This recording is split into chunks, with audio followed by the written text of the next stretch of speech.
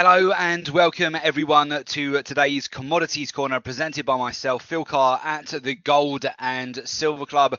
So during today's session, we will of course be going through live market analysis, a watch list of trade ideas, a forecast of where we expect gold, silver, and also crude oil, as well as the commodity currencies to be heading next. We'll be answering questions, providing live support. As always, contributions are very welcome.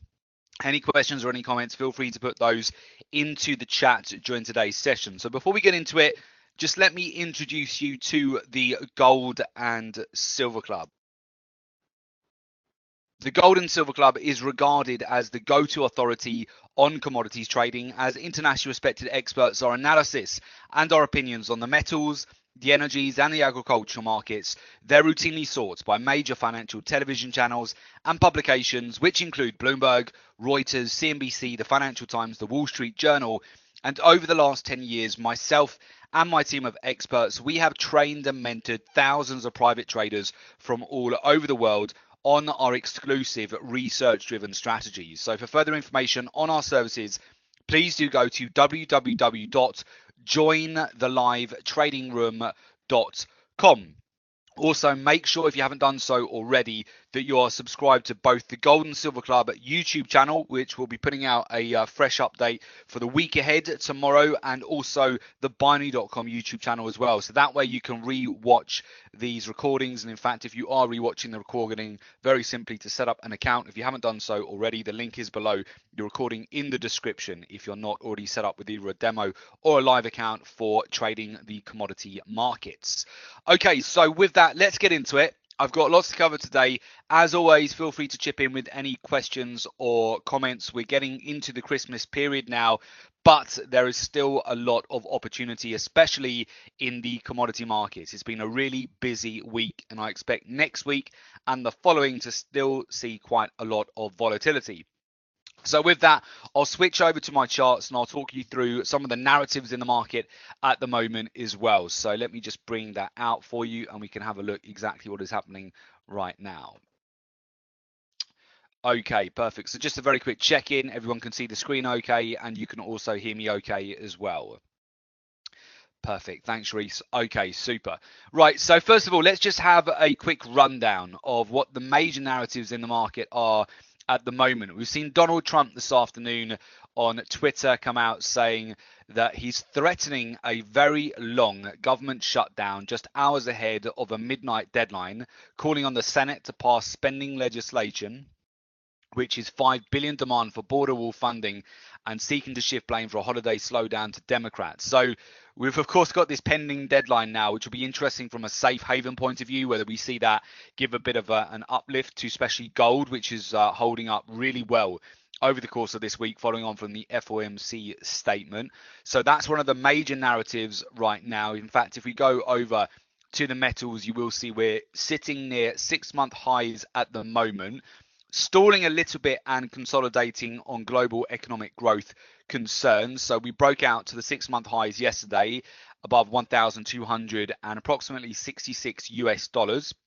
We saw high volatility in equity markets, concerns about global growth, keeping interest in the safe haven assets firm. So we're still seeing support coming in at the moment for gold. I would also keep an eye on silver and platinum as well. So both those markets are at the upper end of their resistance zones right now, where we could see the potential for them to break out over the Christmas period. If we have a look at what is moving and really some of the top gainers right now, you can see gold, which we'll go over to another chart shortly, but it's consolidating around 1260 at the moment, holding on to a lot of its gains for the week. The pound is actually up quite a fair amount today as well. The Nasdaq is bouncing. Oil is bouncing slightly, but it did break down to $45 per barrel today.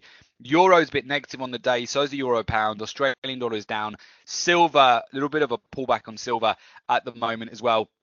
And platinum is almost flat on the day right now. But some of the bigger movers today have certainly been some of the crosses against the pound. And the euro crosses against the New Zealand dollar and the Australian dollar have actually performed really well as well. We discussed those last week on the Commodities Corner too. So with that, let me just take you over to the charts, and we'll just have a bit of a rundown. In fact, before I do that, I'll just bring you over to oil as well, just give you a bit of a sense of what we're seeing right now with oil. So oil broke down to 45 US dollars per barrel today. So we've seen oil prices sliding to their lowest level since the third quarter of 2017, heading for losses of 11% this week as global oversupply kept buyers away from the market ahead of the long festive break. So we've seen another slip lower for oil prices, but I would definitely keep an eye on oil as we go into the new year, particularly as we head towards the end of January and into February. From a seasonal point of view, we normally see quite a big uptick in oil prices, and they're very oversold relative to where we were sitting about 2 months ago, where we were sitting at 4-year highs. Now we've dropped down to over 1-year lows for oil. So we've certainly seen some big moves to the downside recently, but that provides some potential good opportunities as we go into next year. So let's just have a bit of a rundown of what we're looking at the moment. I've prepared some of the markets which I feel are worth having on the radar right now. I'll just draw your attention back to Euro New Zealand dollar. So if you were with us this time last week, I went through some of my trade ideas that I'm looking at over this period. Overall, essentially, the expectation is the euro between really now and the end of the year is the strongest performer out of the currencies, although the pound is picking up a bit today. But certainly it should be stronger than the New Zealand dollar and the Australian dollar. And we've seen that over the last week. It's really ramped up yet again here. So it's moved from where we were about a week ago, about 400 pips. So if some of you had a look at that trade idea last week, and if you were to have potentially gone ahead and taken some of the opportunities in the market over the last week, Euro New Zealand dollar was a good performer, and it's broken out now towards a 1.694 handle. It's quite a key resistance zone which is breaking out from at the moment, but that's moved really well over this week, so that's continued to follow through. Euro Australian dollar has been such a good mover now, so we're almost right the way back towards the swing highs here. Really classic V-shaped reversal pattern, broken above the neckline of the Keltner channels here as well, so we just continue to see a lot of follow through.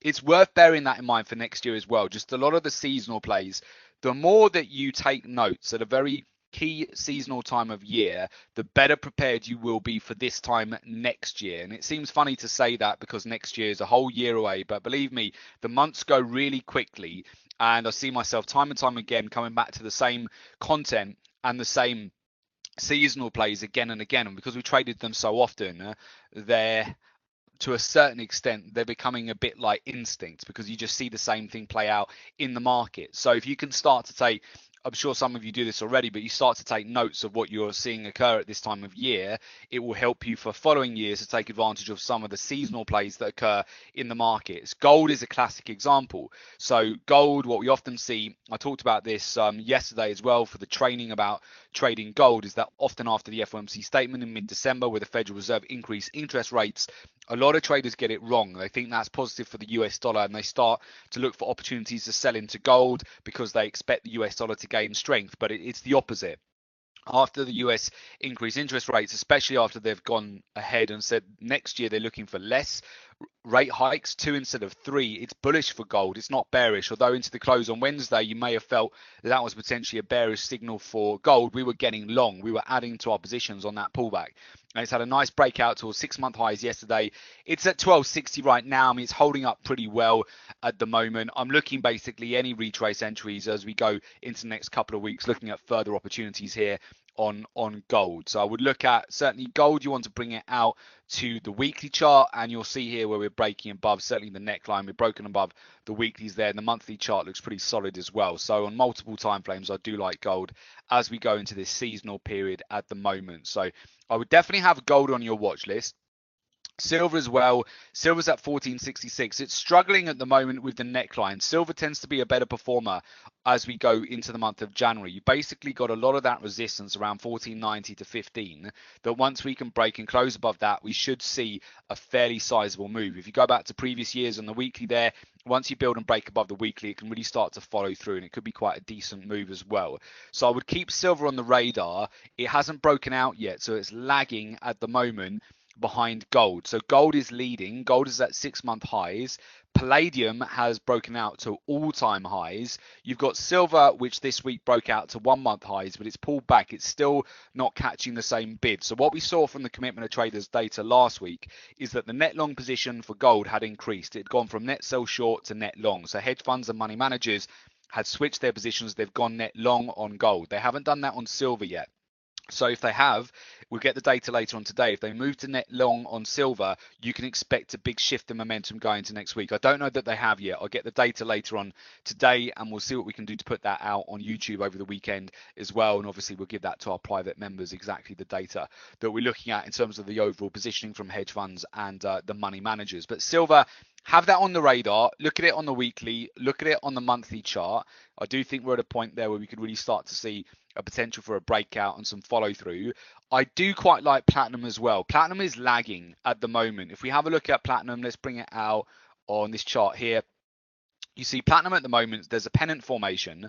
Typically platinum, I mean, it's really undervalued below $800, that's for sure. So it's definitely lagging behind what we're seeing in terms of price action on gold and silver. So the lower Keltner channels, whereas gold and silver at the moment, they are, well, certainly gold is at the upper Keltner channels, it's at 6-month highs. Silver is at the upper channels as well. Platinum's still really oversold. If platinum breaks above that pennant, it's been trying to break above it all week, the neckline. Below 800, I don't think we'll stay that long below $800. I'm anticipating platinum will probably have a bigger move in January, not just yet. I think gold will lead, then silver, then platinum. That said, if platinum breaks above this resistance, and you look at it on the, let's look at platinum on the hourly chart. So if we bring out platinum and we look at that on the hourlies, yeah, I mean, it's picking up a bit of a bid. And if we look at it on the 4-hour chart as well, it's basically very clearly finding resistance at the upper end of that range at the moment. So you're almost on the verge of breaking out again on the 4-hour chart. And you've got actually a slightly higher lows which are forming on the chart as well. So basically platinum's got a bit of work to do, break above 800, and then we should shoot up to approximately about 805 to 806 first resistance. Then above that, platinum can start building up momentum. So I would definitely keep an eye on platinum there as well. If it can break above that pennant formation, maybe it will do it today, maybe it will do it next week, maybe it will do it first week of January. Gold is my preference though. Gold is leading, then silver, and then platinum. But platinum does actually look ripe for a breakout. If it can follow through a bit more, break above the neckline, then I quite like that for more upside.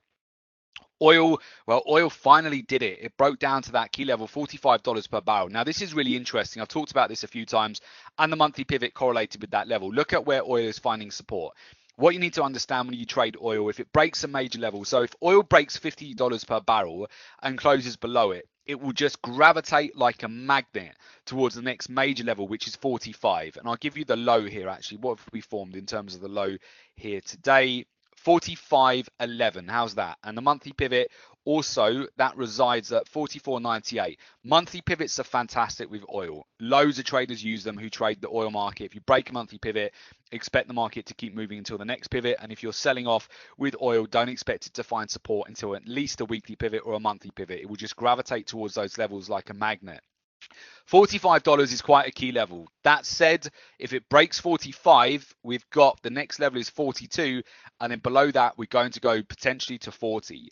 So oil still looks really vulnerable at the moment. I'm not really looking to go long or short on oil at these levels right now. It's quite oversold and it could capitulate quite easily if it suddenly caught a bid. But at the same time, I'm not interested in getting long until, from a trending point of view, we break and close above this major downward trending resistance and we get above some of the key moving averages as well. So at the moment, oil, I'm waiting. I think there's going to be a good opportunity on oil going into January and February.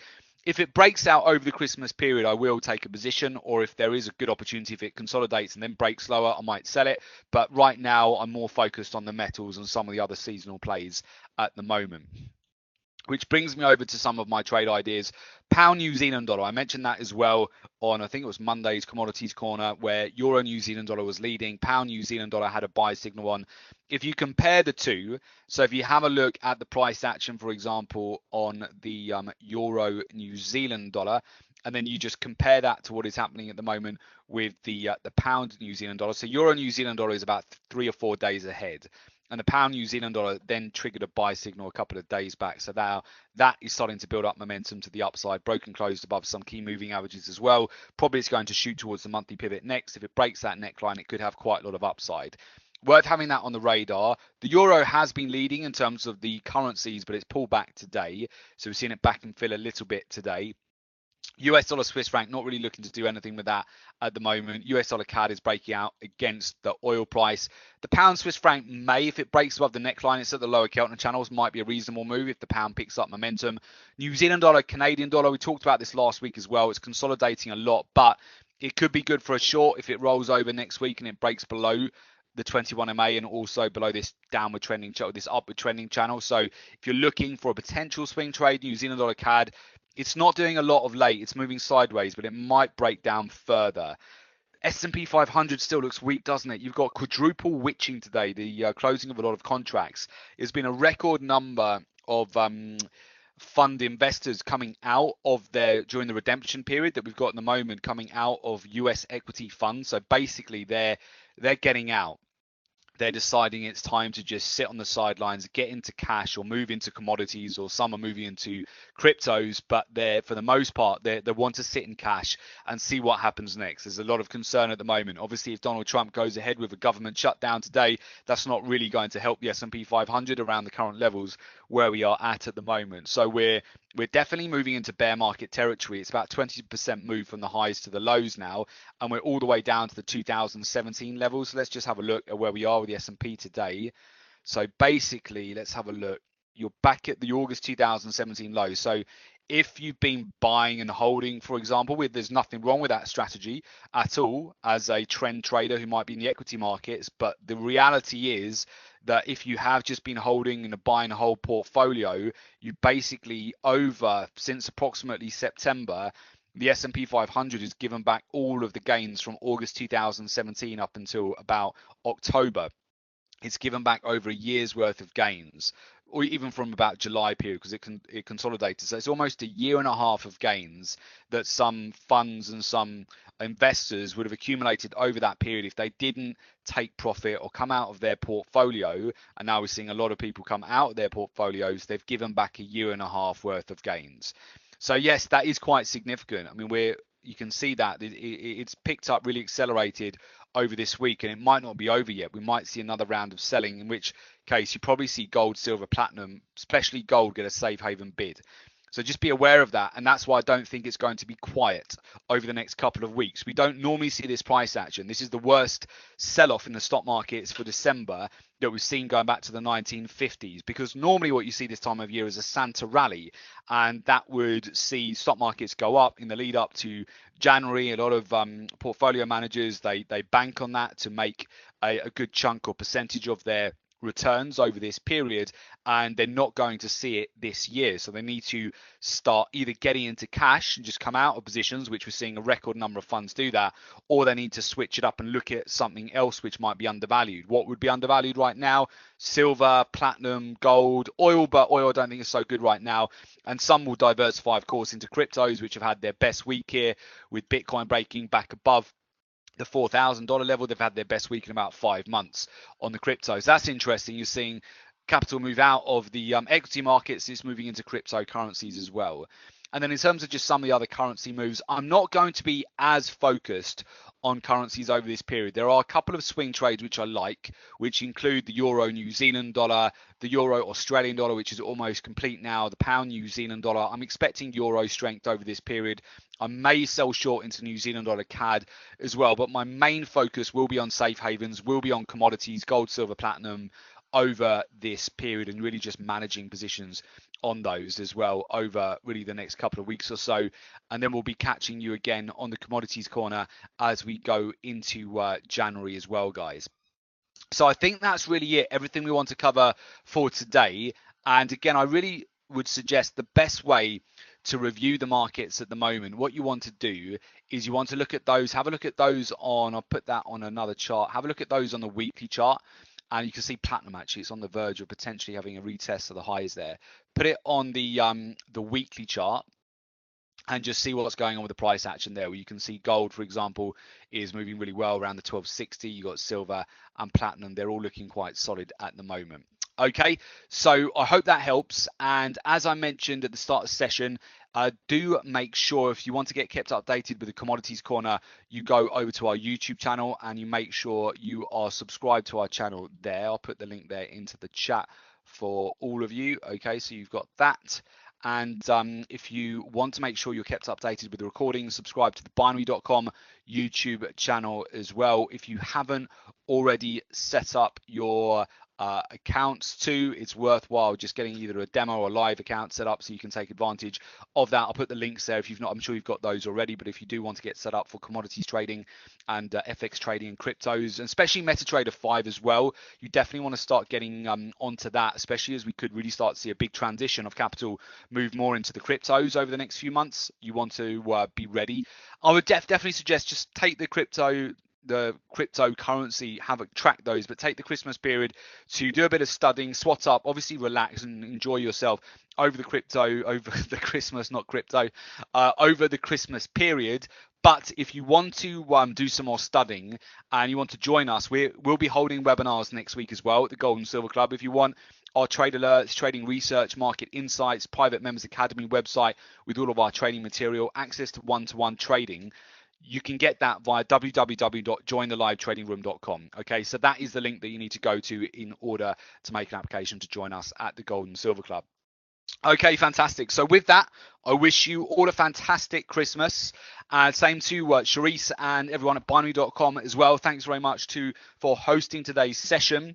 And we'll catch you back here in the new year, guys. Okay, so all the best, good trading, and of course, just bye for now.